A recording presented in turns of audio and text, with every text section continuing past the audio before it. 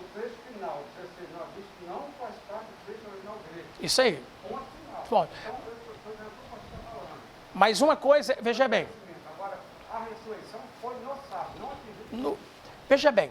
Inclusive, porque no Bate dos 2 versos fala que no final do sábado, Deus deu o sábado no final. Não atingiu. Tem que ficar claro para nós o seguinte: eu não estou dizendo que Jesus ressuscitou no domingo. Eu não estou dizendo que Jesus ressuscitou no domingo. Eu estou dizendo que o momento da ressurreição é daquele que está terminando o sábado para começar o domingo. À tardezinha. É sábado ainda. Tanto é que existe uma tradição cristã, católica sobre isso. Sobre esse sábado. Como é que ele é chamado esse sábado? Sábado de aleluia. E é aleluia por quê? É ressuscitado, exatamente. Só que a hora que é, o que eu estou querendo dizer para a igreja, que a hora que está terminando um dia, começando outro, e teve um terremoto. Todos os casos que vão acontecer dali para frente, está adentrando o domingo. Aí esses fatos todinhos ocorrerem nessa noite de sábado para domingo, está tudo correto. Está entendendo o que eu quero dizer? Eu não estou defendendo ressurreição no domingo. Até porque quando elas chegam, fala que no amanhecer do primeiro dia elas estão chegando. Estão chegando, exatamente, exatamente. E está tudo acontecendo neste momento.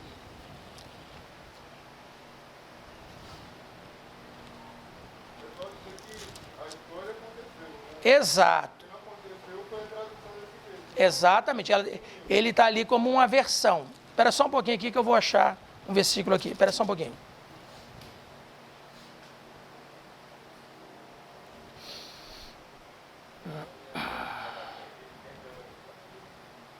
Como? Lê aí, pode ler. Lê para nós, faz favor.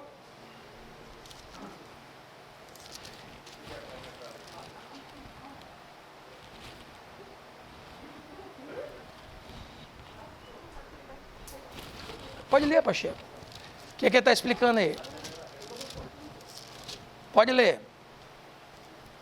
O trecho final de Marcos faz parte da escritura inspirada. É tido como canônico.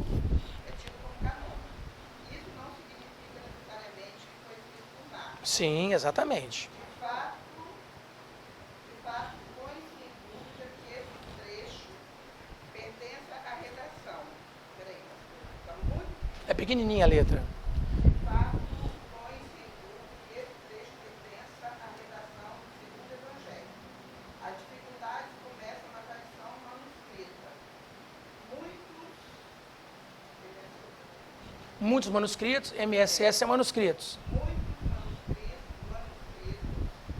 Entre eles, a do não sei o que, pastor, esse BAT, não sei o que é, omitem afinal o final atual. Em lugar da construção comum, uns manuscritos têm um final mais breve, que dá continuidade ao, também não sei o que quer dizer, elas narraram brevemente aos companheiros de Pedro o que lhes tinha sido anunciado. Depois, o mesmo Jesus os encarregou de levar do Oriente ao Ocidente a sagrada e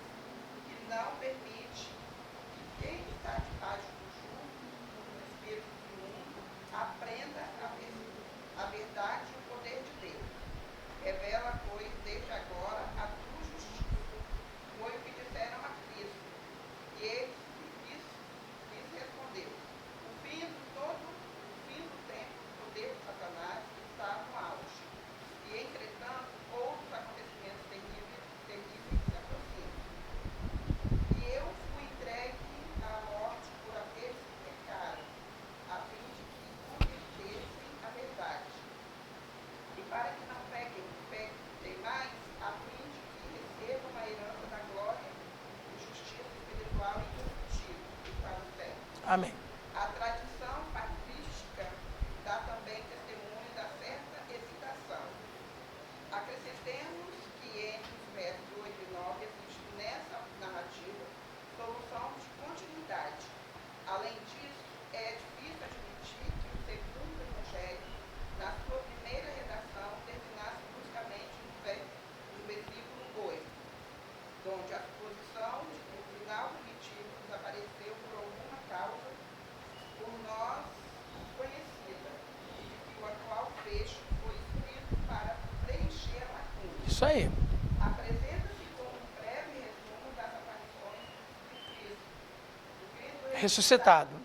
cuja redação é sensivelmente diversa da que Marcos habitualmente usa, concreta e pitoresca. Contudo, no final de hoje, possuímos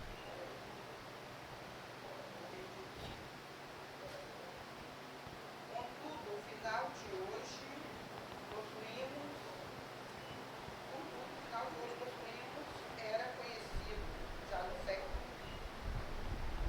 Segundo. II, Isso aí. Daciano e Santo Irineu, e teve guarida na imensa maioria dos manuscritos gregos e outros. Sim. Se não se pode provar ter sido Marcos seu autor, permanece o fato de que ele constitui nas palavras de Schmidt uma autêntica relíquia da primeira geração cristã. Tá. É, Swetch. Então, hã? É porque é o seguinte, então vamos lá, a leitura que a irmã fez. Nos melhores manuscritos em grego, do 8 e o 9, terminaria aí o que Marcos está escrevendo. Seria tácito e carimbado. Pum. Aí falou assim, bom, mas tem outras coisas que aconteceram aí. Então, na redação, tinha outros escritos que contavam essas histórias. Conhecido por Tácito, o Irineu, pessoal da patrística. E foram reconhecidos. Falou, ó, o Marcos pode até não ter escrito isso, mas esses fatos são conhecidos da igreja. No segundo século, as coisas eram contadas. Então, o que fizeram no segundo século? Adicionaram isso aí. E aí, na hora da tradução, não é só a tradução, ainda vem versado, para chegar no desfecho do 16 de Marcos. Isso aí nós vamos entrar em mais detalhes quando a gente for estudar Marcos. Que a nossa atenção maior para Marcos, que a gente está dando, é o que a gente vai ler daqui a pouquinho. Mas vamos aqui rapidinho para Zacarias.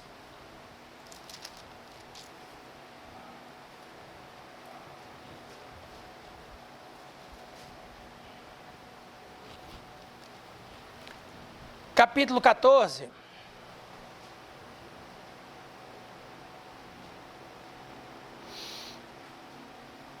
Cinco, 6, 7 e 8.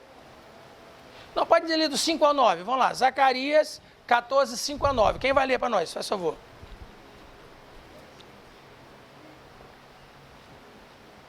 Vocês vão entender por que eu fico me segurando tanto nesse finalzinho de tarde com a outra tarde. Vamos lá. Refugireis pelo Vale dos Montes, pois o Vale dos Montes chegará até a céu. Refugireis assim como fugiste diante do terremoto, dos dias de Uzias, rei de Judá. Então virá o Senhor, meu Deus, e todos os santos contigo. E acontecerá naquele dia que não haverá preciosa luz, nem espessa Escuridão. Quer dizer, em outras versões, esse versículo está dizendo que será um dia conhecimento, nem de dia, nem noite será. E acontecerá no... Esse é o 7 que você está lendo ou é 6? 6, né? Então vamos lá. Pode ler, continua, perdão. dia conhecido do Senhor, nem dia nem noite será, mas acontecerá que ao cair da tarde haverá luz. Pode ler. Naquele dia também acontecerá que sairão de Jerusalém águas vivas, metade delas para o mar oriental e metade delas para o mar ocidental. No verão e no inverno sucederá Quer dizer, essas águas do Espírito, a pregação do Evangelho vai ser anunciada a todos. E o Senhor será rei sobre toda a terra. Naquele dia, um será o Senhor, e um será o Senhor. Essa profecia de Zacarias, ela também se aplica a Cristo, nesses acontecimentos, nesses fatos. A gente não pode esquecer que quando a gente lê Mateus 28:1, que é o que a gente está lendo, e no fim do sábado, quando já despontava o primeiro dia da semana, eis que houvera um grande terremoto. Maria Madalena e as outras Marias vão ao sepulcro. E aconteceu. O fato do terremoto é antes ainda entre meio desse entardecer. E aí fica claro para nós que Jesus ressuscitou no sábado. Eu estou me atendo aqui ao que está acontecendo logo após isso tudo. Elas chegam lá, o sábado, passando para o domingo, nós estamos naquele momento do pôr do sol. Lembra que eu já falei que os judeus vigiavam depois da terceira estrela que brilha no céu, aí já é sábado, mas tem vezes que aparece 3, 4, 5 estrelas e ainda há uma certa claridade. Você consegue andar, você consegue se guiar sem luz artificial. Aí, a partir desses momentos, é que está todo o enredo de as duas falarem com o anjo, entendeu? Depois, Jesus falar com a Maria, elas se prostrarem aos pés de Jesus. Aí, tudo o que está acontecendo, que Mateus, Lucas e João e o Marcos estão falando, está acontecendo nesse momento e as coisas estão andando. E no Marcos 16, que eu quero chamar a atenção, vamos lá, vamos para Marcos 16.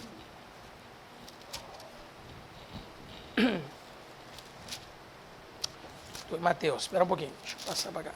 Marcos 16, nós começamos a ler 8 e 9, não foi? Isso aí. Parou no 9. Vamos lá, do 9 até o 12. Ah, não, pode ler até o 13, hein? E Jesus, sendo ressuscitado na manhã do primeiro dia da semana, apareceu primeiramente a Maria Madalena, na qual tinha expulsado 7 demônios. E partindo ela, anunciou a aqueles que tinham estado com ele, os quais estavam tristes chorando. E ouvindo eles que vivia e que tinha sido visto por ela, não o creram. Então, quer dizer, o que está acontecendo aqui? Fizeram a adição do texto para dar um enredo, porque senão o capítulo, segundo a explicação da própria Bíblia de Jerusalém, terminaria no 8 para o 9. Ponto. Tá certo? Então, aí, realmente, esse processo todo, isso não consta nos originais, mas consta na historicidade do que é contado pelos discípulos, pelos outros, dando enredo da história. Né? A gente chamaria isso de apócrifo, mas é reconhecido pelos pais da igreja. Citou aí, Eusébio não foi? Foi outro, né? Citou alguns antigos aí que tinham competência para dizer, não, veja bem, o Marcos não escreveu isso não, mas isso é contado pela igreja. Então é tido como canônico porque é contado pela história da igreja. E ela dá sentido ao enredo todo até chegar ao final, o ide de Jesus, a comissão. Ide por todo mundo e pregar o evangelho. Pronto, né? Então, quer dizer, é para dar esse enredo. E quando a gente lida com isso, a gente então pode lidar com, esse texto não tem no original, a gente já tratou de vários textos aqui que não tem no original, nós não temos medo de enfrentar esses textos, nós não temos problema nenhum de estar em contato com eles, e até mesmo essa tradição que a igreja tem. Então ela complementa, é igual quando diz em Lucas, e Pilatos perguntou, quem que vocês querem que eu troque? Jesus ou Barrabás? Porque tinha o costume de na festa da Páscoa soltar alguém condenado à morte. Esse verso não tem no original, não tem lugar nenhum. Quem botou isso ali? O João Ferreira de Almeida, para a gente entender o que está acontecendo. Porque se você ler só Lucas, não tiver conhecimento dos outros livros, você vai entender que é por causa da festa da Páscoa, tinha realmente um costume de soltar alguém que era condenado à morte, livrá-lo da morte. Então, o que aconteceu mais aí, 12?